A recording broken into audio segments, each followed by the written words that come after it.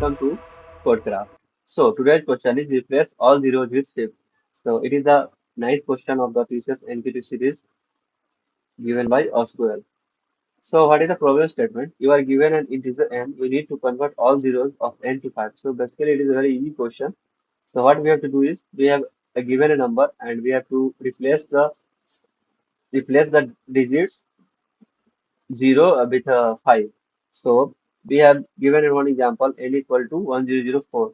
So in 1004, basically we have two zeros at the second and third place. And so basically we have to replace those zeros with 5. So how we can solve the question? So basically let's see the solution. So here is the solution. So what we can do is we can simply take a number in new equal to basically start with 0.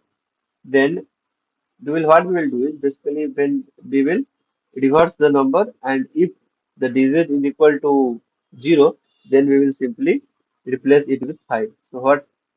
So that we have already done. So basically we are finding the last digit by taking modulo.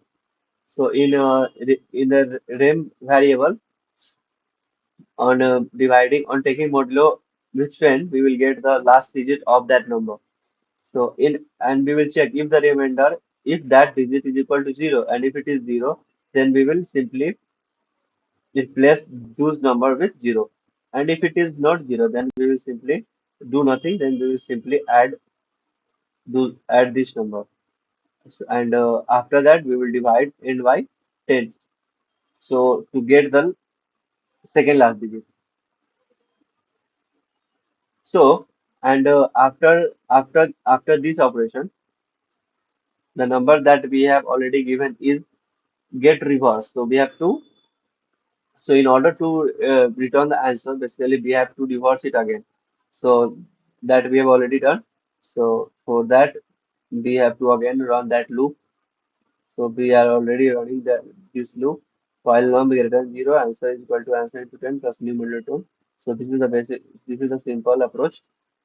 So one approach we can also here do is basically convert this number into a string, then by iterating, if we found any character that is equal to 0, then we will simply replace this character with 5. And after that we will convert that string into number. So in this approach we will simply get the answer. Another approach we can discuss here is the recursive approach. So in the recursive approach we will also do the same thing. What we will do is we are iterating in this loop when we dividing the number by 0, 5. So in the recursive approach, we will also do the same thing. We will check if the number is 0. If it is 0, then we will replace it with 5, and then again we will call the recursive function. So these are the three approaches that we can discuss. So the time complexity of this solution is big of k for this loop and big of k for this loop.